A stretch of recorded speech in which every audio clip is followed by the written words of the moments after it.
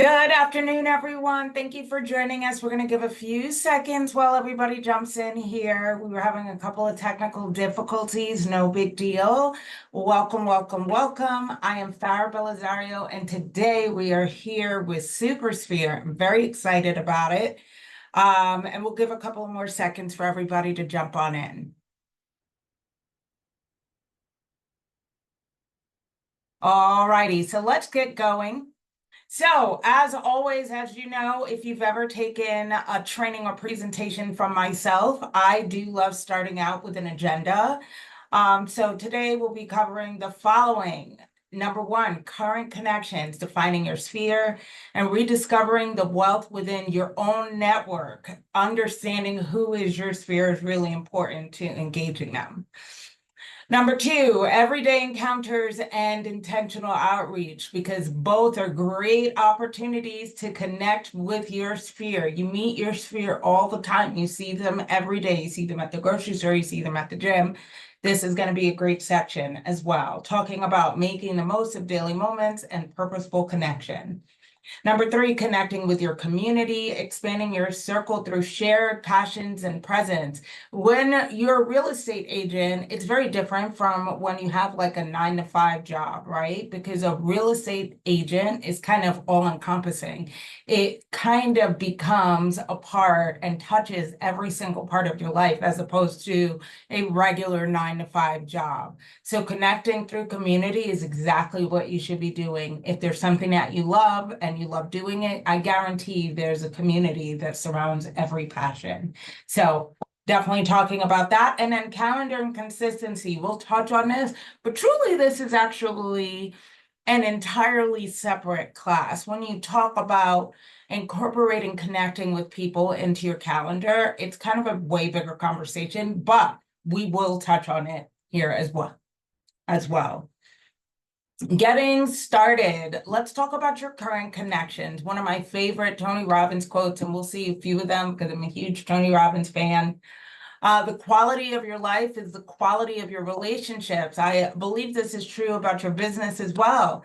Your business isn't built on strangers, it's built on trust. In this section, we'll uncover the hidden potential inside the network that you already have. You learn how to identify who's in your sphere, why these connections matter most, and how to re-engage them with purpose and authenticity. What your sphere really is. I feel like when you are in real estate, and this is for new agents, tenured agents, we talk about sphere a lot, but rarely do I ever hear it like truly defined. Because I believe for most people, the concept of a sphere exists separately from the group of people that are currently in your life. And they are not. They are the same group of people. So let's kind of untangle that now and discuss it here. Defining your circle before you grow it, because it's hard to engage with a myth almost, right? So your sphere is everyone who knows your name: friends, family, past clients, vendors, neighbors, community contacts, social connections, the dentist, the mailman, if you know the mailman's name or if they know your name. I love this definition of people who know your name. That means they know who you are, they've met you, they converse with you, these are personal connections. They don't have to be family, they don't have to be friends, but it's people that you've engaged with before. It's not just buyers and sellers, it's your network of familiarity and trust. Now, remember, we talked about sphere, right? And you will hear that word very often, obviously, throughout this presentation. However, one of the things we need to think about is the term sphere of influence. These are people that know you, they know how you work, they know that you're trustworthy, they know that you're a good person. That's who your sphere should be. Every relationship has ripple potential. Love this. Even those who never buy or sell can refer, recommend, and amplify you. So I love this kind of idea because it eliminates the kind of faux perspective that I don't have anything to talk to them about. They're not selling. They live in a different state. I shouldn't be engaging with them this way. Really, it's you tricking yourself out of connecting with them, because just because you've never done a transaction with them doesn't mean they can't recommend or refer or speak your name or be your biggest cheerleader, right? So that's really important. The strength of your business is directly tied to the depth of your relationships, not the breadth of your relationship. So when we talk about depth versus breadth, we mean good quality relationships count more than you knowing a lot of people that you don't engage with. What do I mean? I feel like a lot of the time agents focus on, oh my God, I need leads. I need to meet people. I need to connect. But there's plenty of people that you already know that you're not connecting with. You don't necessarily need to meet more people. I mean, it's great. We want you to meet more people. That's how your business will grow. However, don't put focus on meeting new people when you've not all exhausted the relationships that you already have. If you're not focused on deepening and connecting more with the relationships you already have, there's really no point in gathering more people, right? Because if you're not going to spend the time connecting and growing the relationship, then what's the point? Think of your sphere as living data. It grows and shifts and strengthens with every interaction. What's the key word here? The key word is interaction. You need to connect with people in order to grow your business. Brian Buffini says, your network is your net worth. Very, very true, but only if you nurture it. Could not agree more. The value inside your network. Let's talk about your sphere and how it's valuable and why that matters. Your sphere is everyone who knows your name. We talked about this. Friends, family, past. Every relationship has a ripple potential. I think I did this slide already. So I want to talk about limiting beliefs that hold us back, right? Because we spend a lot of energy and time investing in lying to ourselves about a reason why we can't do something. So I want to talk about the beliefs that we have in regards to reaching out and connecting with people and growing our relationships. Shifting your mindset from hesitation to connection, right? So one popular one, I don't want to be a bother. I don't want to bother people. I don't want to annoy anyone. That's a lie. You are connecting in service, and your connection is rooted in value. You have something to offer. You're reaching out to be helpful. And with that in mind, being helpful isn't necessarily just about real estate, right? It is being a resource for whatever they need. For instance, let's say someone wants to go apple picking this year and they want to try a new vineyard, recommend a new vineyard, right? It's really more important that you are being helpful, and knowing that you're being helpful before you're reaching out will help you get in the right frame of mind. You're not bothering them, you're reminding them that you exist and that you care. I'm not good at networking. You don't need to network, right? Like, don't have a separate perspective of engaging with your sphere and networking. They are the same thing. Keep living your life, keep engaging, but make sure that this engagement is intentional, right? So you don't need to network, you need to care. Tony Robbins says rapport is created by matching and mirroring the person in front of you. You want to engage. Don't have a separate section in your mind dedicated to networking. You don't need it. You just need to have authentic engagements with the people you already know. And I don't know what to say. This is a big one that I hear often from agents. What am I saying? What am I calling about? This is not somebody I talk to regularly. I don't know what's going on with them. I'm not really wanting to talk to them about anything.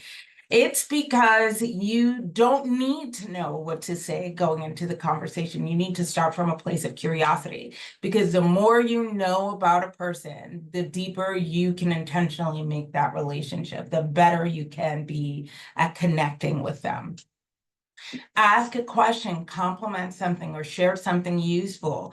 Brian Buffini says you don't need the perfect words, and I love this. I love this quote. You just need genuine intent. I need to genuinely care about what I'm asking you. You don't need to know what you say. You also don't need to perceive it as, I'm gonna talk to this person and here's my pitch. You're not pitching anybody. You're just creating a relationship and kind of sowing the seed within that person that you care, you're invested, and you want to be helpful to them.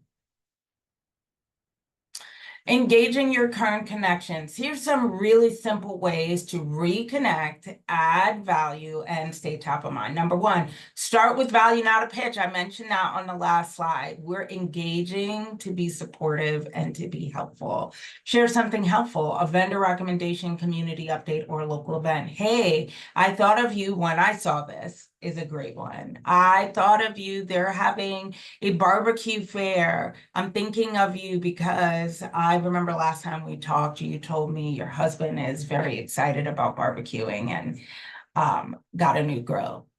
You know, make the connections real, and they don't have to be about real estate, and they don't have to be serious. Reconnect without apology. You don't need to explain the gap. Just show up. You don't need to say, hey, Aunt Sylvia, I know I haven't talked to you in 3 years, but I was hoping you could give me a referral. We're not doing that. We're just connecting and we're reaching out. We're saying hi. It's been a while. How have you been? Is enough to restart momentum. You don't need to focus on that. And don't let that prevent you from reaching out, right? I haven't spoken to this person in a long time. I'm intimidated to reach back out. Let's avoid that as well. Somebody mentioned something in the chat. Oh, thank you. Thank you so much, Sergio. So the next thing is diversifying your touch points. Very, very important. Make your outreach.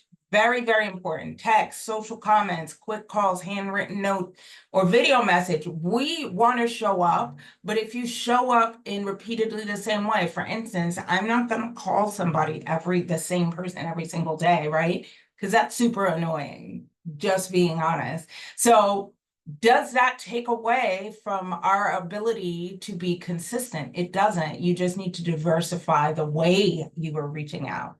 And be present in the world. Be present for the little things because that shows that you care. For instance, if somebody posts something about their grandchild maybe graduating from high school, comment. And then it also gives you the other side of this is it gives you more to engage with them on when you do show up in a real way because you know more about them, you have more information, you have more opportunities to engage with them about things that they care about because they have shared it with you.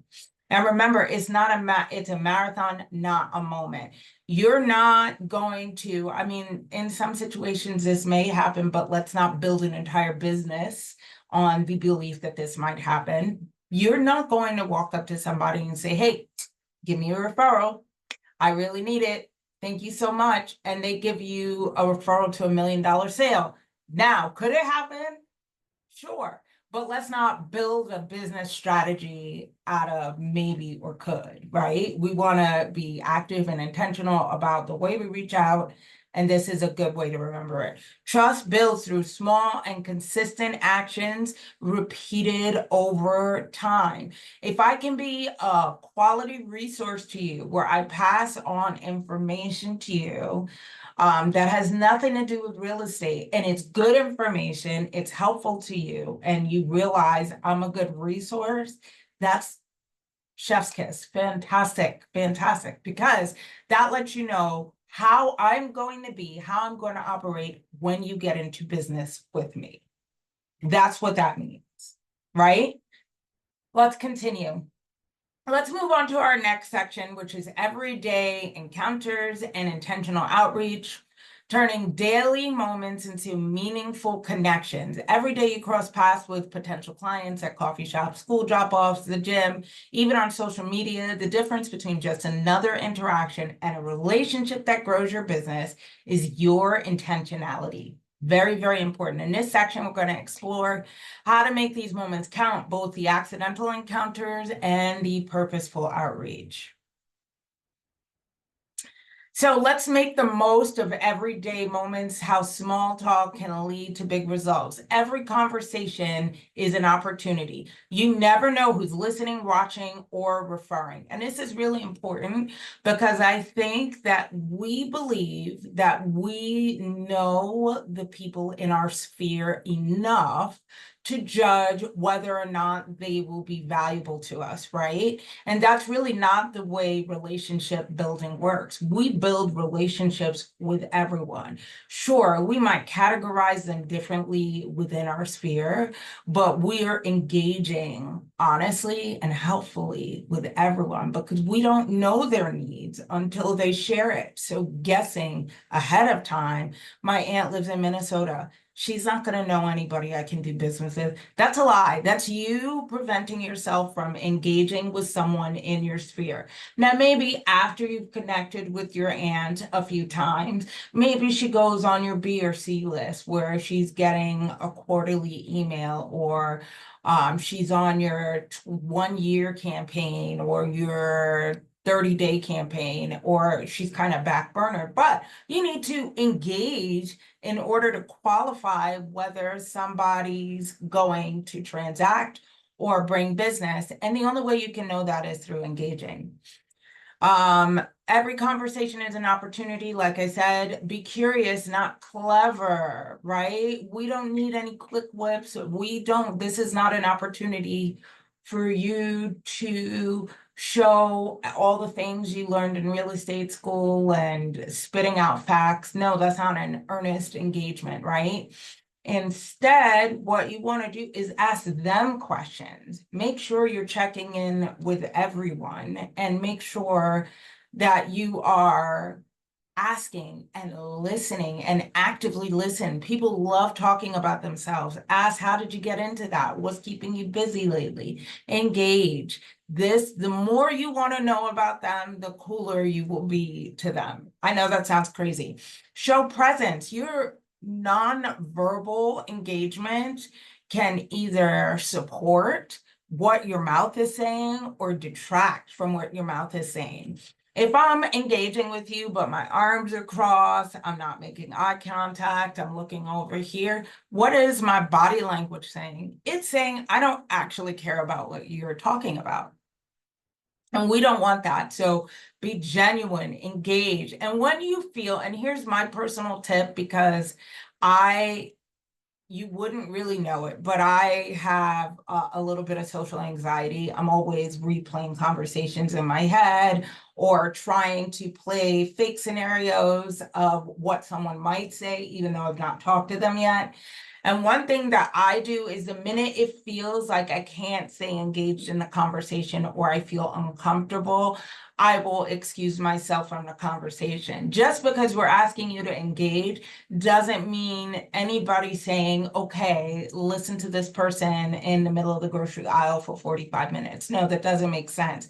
So be confident, be cool, relax, engage honestly, and then if you need to take yourself out of the conversation, you can. Leave a positive emotional imprint. Very important. People remember how you made them feel more than what you said. That's why the body language is so important. Body language is very important, but I feel like we've kind of lost touch with being the captain of our own body language, especially in this world where you can engage on your phone and social media without ever talking to somebody face to face. We really want to leave a positive emotional imprint by being engaged and sounding excited about the things they're going through or supportive in some way. Don't force a real estate talk. Very, very true, but be ready when it naturally comes up. I like the idea, and I talk about it a little more at the end or later in the presentation. Oh, I actually put it right there at the bottom. Stay on top of interesting local real estate news, market shifts, or community updates.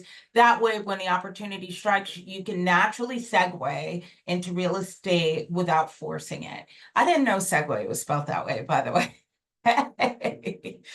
But you want to naturally be able to segue. And when we're talking about interesting local real estate news, not that a realtor would find interesting, right? Something that a layman or regular consumer would find interesting. Like they just built the tallest building in the middle of downtown Palm Beach in all of Florida. Like interesting to a normal consumer. That's what I would say about that as well. Communication channels at a glance. Now, we talked a little bit before about diversifying your communication style, so that you're engaging consistently, but the diversity makes it not as intense to the recipient. That's a really good way to put it. Why diversifying your engagement matters. Consistent connection doesn't mean constant contact, even though that's the name of a CRM. Diversifying how you reach out keeps relationships warm without overwhelming them. So a couple of methods. Obviously, we have a table here, but let me just break it down for you. We have the method and engagement tips and some statistical data about the impact for the recipient. So for a text message, I recommend making it personal so it doesn't feel automated. You and I both know we receive so many text messages during the day that are just junk. They're from different companies, they're scam texts, so on and so forth. Make it personal. If you talk to the person recently, you can add some personal information about them. For instance, I gave an example before about somebody's granddaughter graduating from high school. Maybe mention, how's life after high school for your granddaughter? How's everything going? Or something like that. But you want to make it personal and engaging so it does not feel like you are reaching towards them regarding business, so on and so forth. The impact and statistic, texts have a 98% open rate. Very, very impactful, and are read within 3 minutes of receipt. Very, very impactful. So make it good, make it count when you send a text. For emails, keep it short, keep it visual. We like to call this, in newspapers, we call it above the fold, right? So in email, you should never have to scroll down an email to see the entirety of it. If you scroll, that's below the fold. So think of it this way. Do you remember like the New York Times, and it's a giant newspaper, it's folded in half? What is on the top half is what is going to catch a person's attention. That's why the headline there is there and the main picture is above the fold. So when you're sending an email, keep that in mind because it's still relevant, right? If somebody has to scroll at an email, they're not going to read what's on the bottom. Don't even put anything down there. Keep it short, visual, valuable. Make it valuable. It's not about you, it's about them. What do they need? What's information that they will find helpful related to real estate? Link to something that they'll actually care about. For instance, if you have some sort of call to action in the middle of your email about finding out the value of your home, that's great. Personalize emails, personalize. See 6 times higher engagement than bulk sends. Okay, so what does that mean? Does that mean you have to send out individual emails? Does that mean that there's no way to kind of systemize the way you connect with people? No, but you want it to be and feel personal. Phone calls, smile before you dial. So true.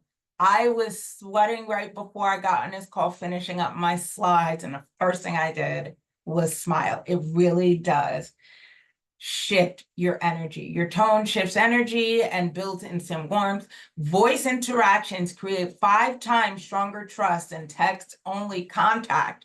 Another reason why diversification matters.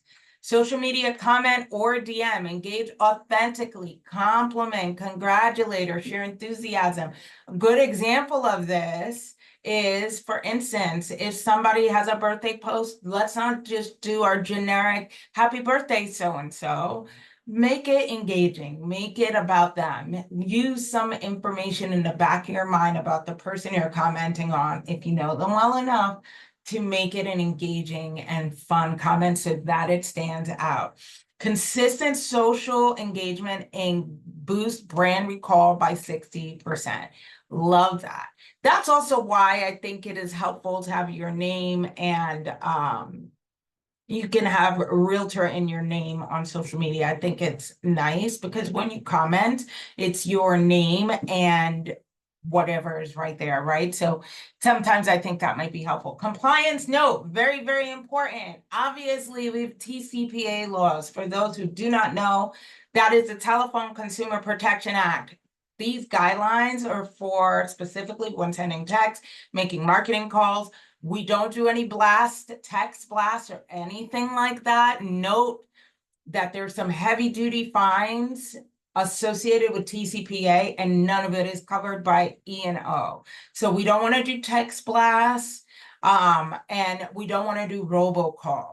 You can do a robo dialer, but you cannot do a robocall where a robotic voice picks up when the person picks up. Obtain prior consent before contacting clients via automated system and promotional messaging. Love it. Okay.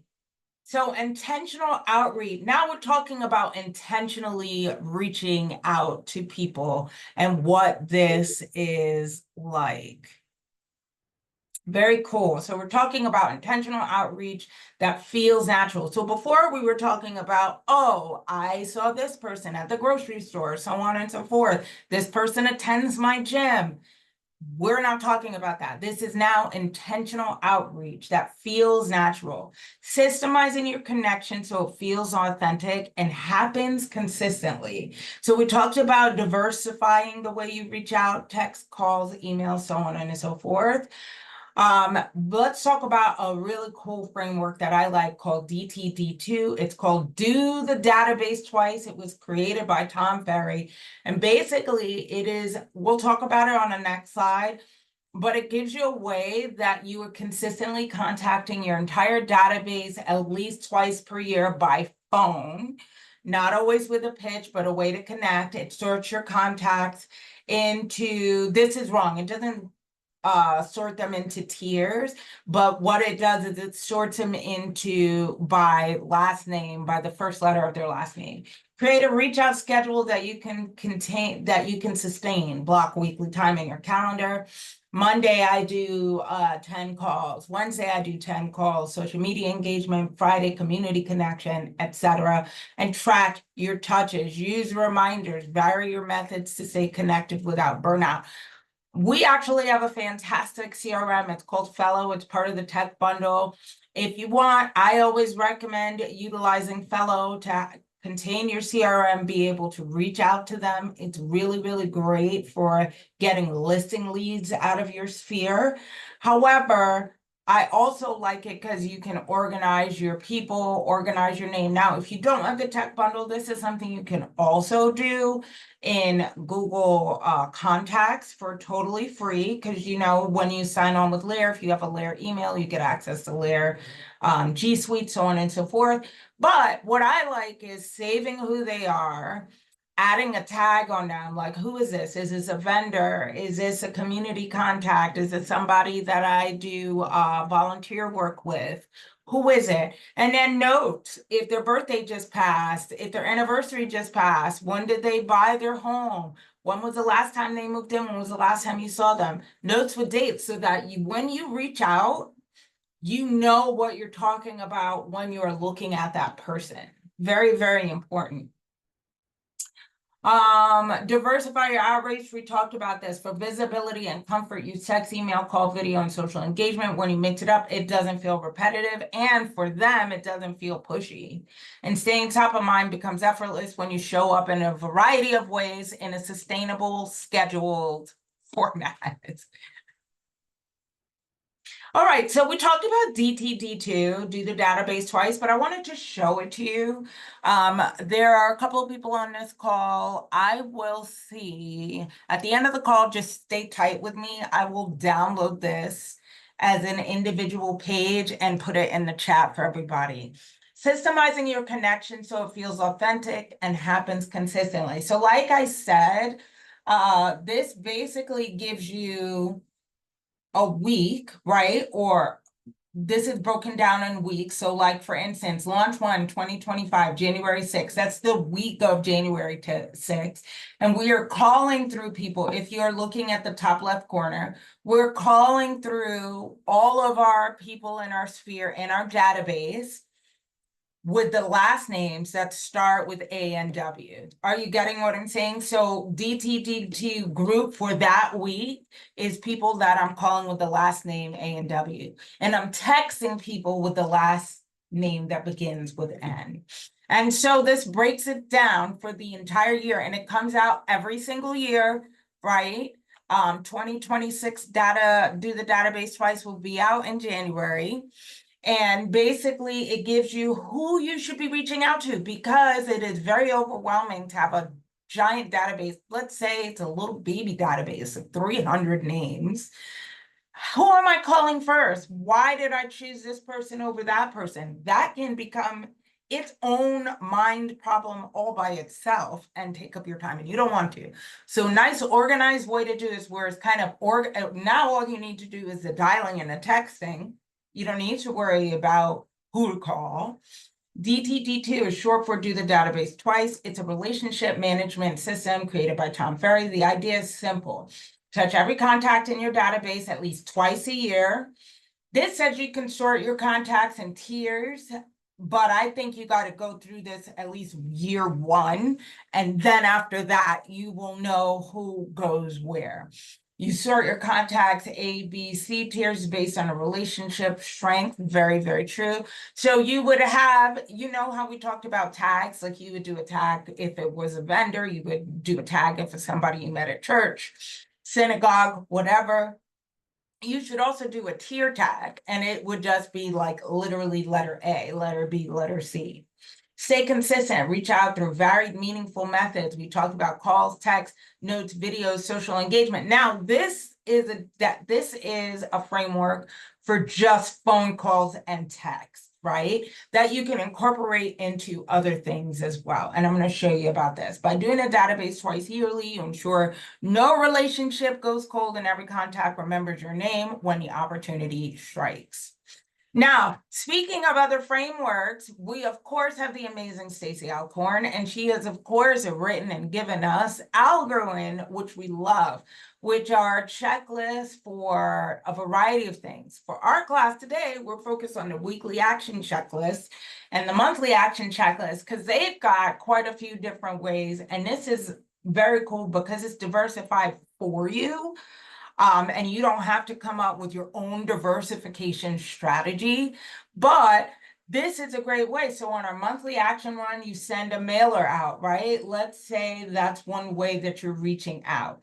You're adding 20 people to your database and marketing campaign. Love this. Anybody we've met at the store, any of our brand new people that we're meeting and engaging with. Thank your referrals. If you don't have any referrals, thank your champions, people who have championed your business and are cheering you on. Thank them. For the weekly action list, we also have scheduled 3 posts. The reason why the monthly is before the weekly is because the monthly needs to be done, and then the weekly is every single week. Monthly is for the entire month, so on and so forth. For the weekly, we have scheduled 3 posts on the platform. Create a video post. 5 stop bys. This is in person, knocking on the door. Text 10 past clients or champions. So I love both, incorporating both DTD2 and the all of Algorithm, yearly, monthly, weekly, so on and so forth. But I think these are 2 great. If you don't know where to start, you don't know how to engage, you're overwhelmed by the amount of engagement that you need to do, these are 2 great ways to get that together. Our next section is connecting with your community. You are part of a community, whether you know it or not. Your community is where authentic connection begins. Show up in spaces that match your interests and values, and your relationships will follow naturally. Of course, I have people playing tennis here because, again, where there's a passion, there is a community, whether you know it or not. Follow what you love. Have shared interests can create natural connection. Every passion has a community. Tennis, gardening, fitness, volunteering, art, they all have a community around them.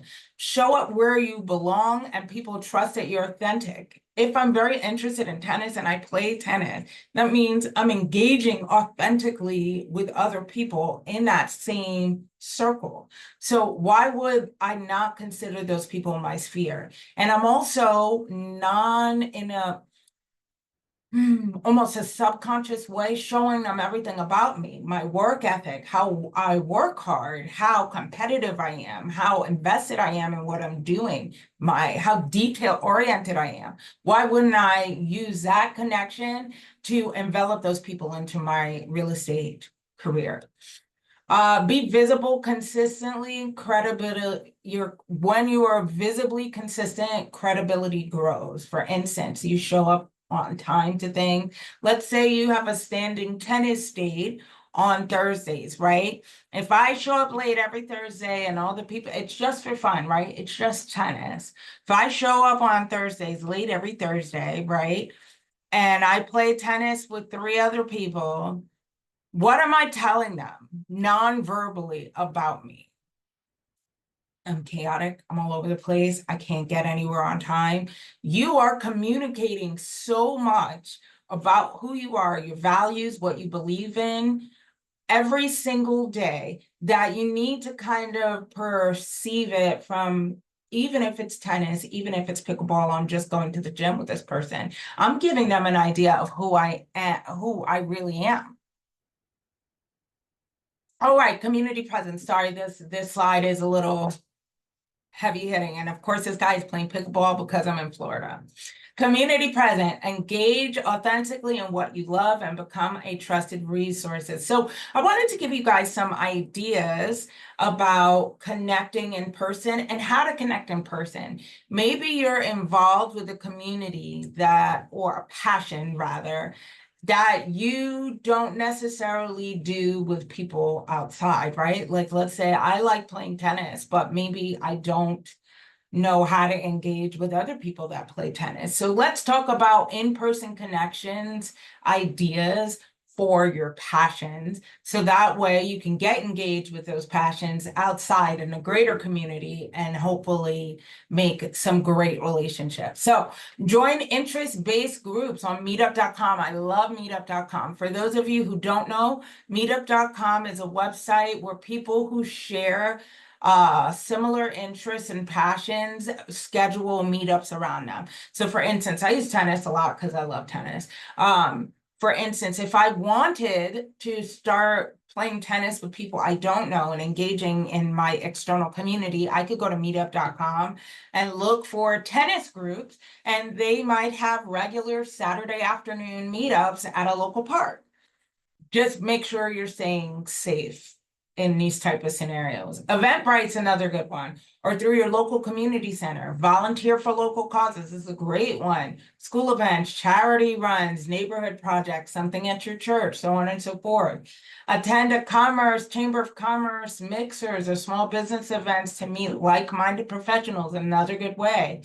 Participate in sports leagues, clubs, or hobby classes. Connection comes naturally through shared interests. Support local vendors or farmers markets. Get to know the people behind your community. The bigger takeaway here is you're not going to engage with your community behind a computer in your home at your desk. You got to get out there, do things in the real world out loud. Virtual connection ideas. There are ways to connect virtually for those, not for those. Let me rephrase that. There's ways to connect both, but don't neglect in-person connection just because virtual connection is a possibility. Join or host Facebook groups. I love this based on your passions or local life. I love joining realtor groups, right? But that is not the only groups you should be joining. You should be joining groups that are based on your personal special interest and passion.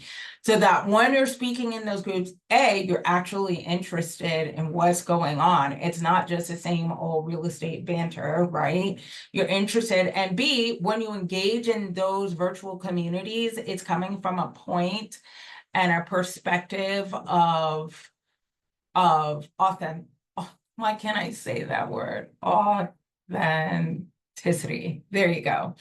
Be active on Nextdoor or local Instagram pages, offering insight and encouragement, not just listening. Stop going into these groups and just like, I've got a listing, I'm doing an open house. Because here is the hard, cold truth. The general consumer who's not involved with real estate doesn't care about real estate. Think about it. The general person who's not involved with plumbing does not care about plumbing on a regular day. But people care about these things when they need it and they go to someone that they trust and know, right?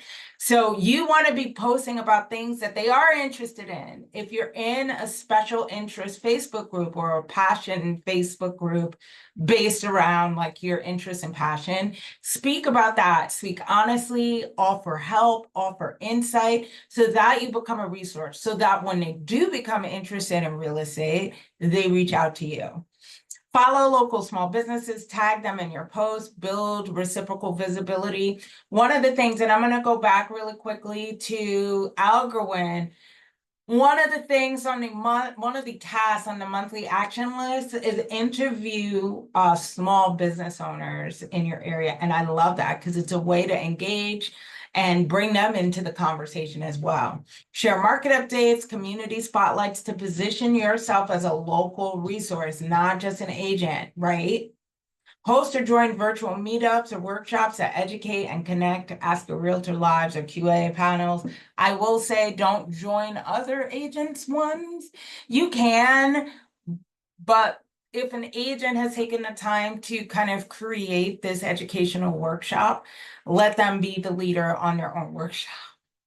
When you engage authentically in what you love, people remember you, not just as a realtor, but as a trusted and connected resource in your community. Growth metrics that matter. So I wanted to give you some statistics about connecting with people and why relationships drive results, not just names, not just leads. Leads don't drive results, relationships drive results. Referral clients convert 4 times faster than cold leads. So let's say you are getting leads from like an online, like a subscription lead source, which we never recommend. A referral commission-based lead source is what we do. But let's say they're never good leads in any of those scenarios. They're not great leads. They're cold leads and they take a long time to process and convert. Referral clients convert 4 times faster. Why? Because there's a need there. They know you. They know, love, and trust you. Know, like, and trust for some. And they believe in what you are doing and who you are. Agents with consistent sphere engagement earn 67% more repeat business. Consistent engagement. That means before the transaction, before there's even talk about transaction, you should be engaging regularly. Maintaining around 150 well-nurtured contacts, keying out 25 to 35 closings per year. This number really does change. It really is based on well-nurtured contacts. And it's not something that's immediate. It is something that takes time. This is a long game. This is not a fast sprint. A strong sphere doesn't build just trust. It compounds over time, producing referrals that lower your cost per lead and increase loyalty. Your community isn't your audience. It is your pipeline. Love that. So calendar and consistency. We have spent most of this time talking about how the various ways to engage, how often you should be engaging, whom you should be engaging with, who your sphere is.